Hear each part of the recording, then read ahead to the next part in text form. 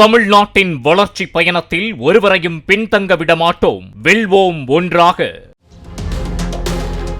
மழையால் வனப்பகுதிக்குள் அடித்துச் செல்லப்பட்ட குப்பைகளை 3 நாட்களுக்குள் அகற்றாவிட்டால் கொடைக்கானல் நகராட்சி ஆணையரை கைது செய்வேன் என எச்சரித்திருந்த திண்டுக்கல் மாவட்ட வன அலுவலர் யோகேஷ்குமார் மீனா சென்னைக்கு இடமாற்றம் செய்யப்பட்டுள்ளார்.